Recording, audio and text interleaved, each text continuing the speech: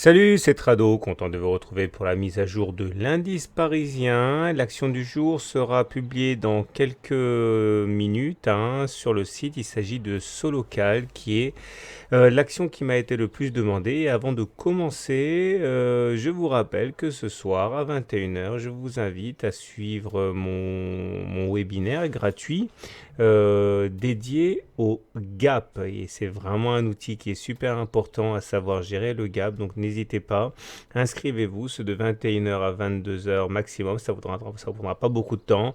Et à côté de ça, eh bien, vous pourrez vous former et mieux anticiper l'évolution des cours avec les gaps. Alors, belle séance aujourd'hui et deux raisons à cela. Tout d'abord, sur le chapitre grec, eh bien, un projet d'accord solide vient d'être accepté, un projet salué par les observateurs. Et du côté de la zone euro également, une augmentation surprise du moral du consommateur allemand.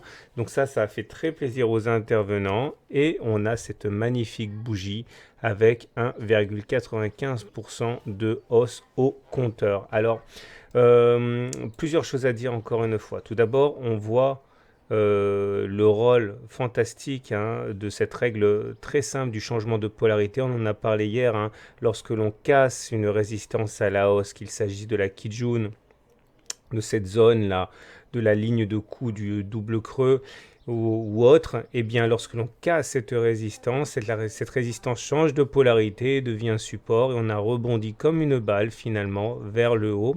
Je vous rappelle qu'on avait également ici l'aide des Fibos. On en a parlé hier, je ne vais pas en parler trop ce soir, mais vous voyez bien qu'on a rebondi sur non, je ne l'ai pas bien tracé, on a rebondi sur les 50% de Fibonacci, voilà, il faut le tracer correctement, voilà, et sur les 38% de Fibonacci, et donc c'est vrai que à cet égard, eh bien, la séance du jour, je fais vraiment n'importe quoi, je vais le retracer, elle est là, voilà, et la séance du jour de hausse était quand même relativement téléphonée avec les signaux d'hier. On voit bien que la M20 est en train de remonter ici. Bon, c'est un coup de chance aussi parce que c'est dû à la belle séance du jour. Mais il est tout à fait possible qu'au lieu d'avoir les cours qui aillent chercher la M20 comme ça se passe généralement, on ait les cours qui soient, la M20 qui soit aspirée par les cours suite à une forte hausse et que le contact se fasse un petit peu plus tard.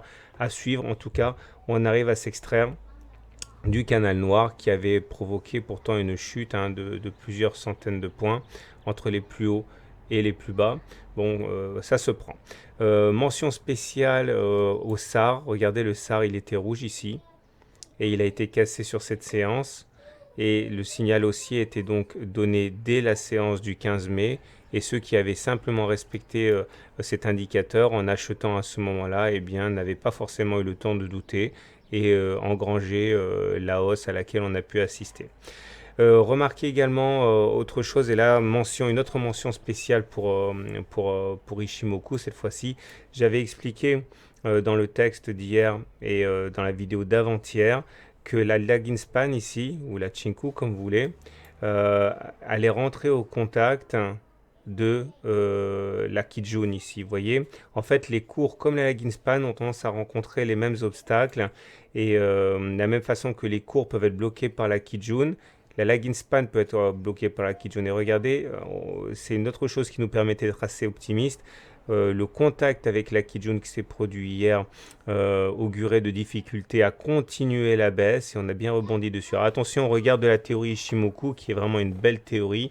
Eh bien, on n'est pas encore en tendance haussière parce que même si on est sorti du nuage, là, on n'a pas la confirmation de la lagging span qui doit, elle, se retrouver au-dessus des cours. Donc si on confirme demain la situation au-dessus du nuage et si à ce moment-là la lagging span sera au-dessus des cours, là on aura un signal haussier. Okay. Les indicateurs techniques sont également très intéressants à suivre. J'avais dit dans la séance, dans la vidéo d'hier, qu'on avait un croisement baissier ici. C'est-à-dire que le stochastique croisait le signal. Mais vous savez, quand ça se passe dans la zone de surachat, au-dessus de 80, il faut relativiser tout ça. Et là, vous en avez la preuve, un signal baissier, mais qui n'a pas été suivi d'effet parce qu'on était au-dessus de 80. Donc ça, c'est bien parce que ça nous permet de voir que tous les croisements ne se valent pas. Par contre, le TRIX effectivement nous donner déjà un signal haussier. Il y a 2 séances avec le croisement haussier qui est là. Le CSI nous donne également un signal haussier parce qu'il est maintenant il est au-dessus de 100. J'en parlerai éventuellement demain. Et le MACD nous offre un non-croisement haussier. Regardez le MACD qui fait semblant d'aller croiser son signal hier, mais finalement il repart vers le haut. Ça s'appelle un non-croisement haussier. Ça, il y a très peu de chances pour qu'on ne fasse pas un nouveau plus haut dans les jours prochains. Autrement dit, il y a très peu de chances pour qu'on ait un pic aujourd'hui avec une baisse derrière.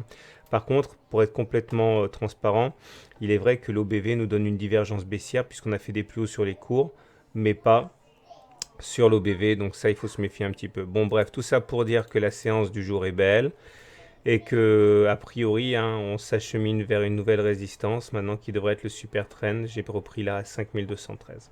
Voilà, je vous invite à nouveau à vous inscrire au webinaire de ce soir de 21h à 22h et je vous dis à tout à l'heure pour le webinaire et aussi pour la vidéo de Solocal Group.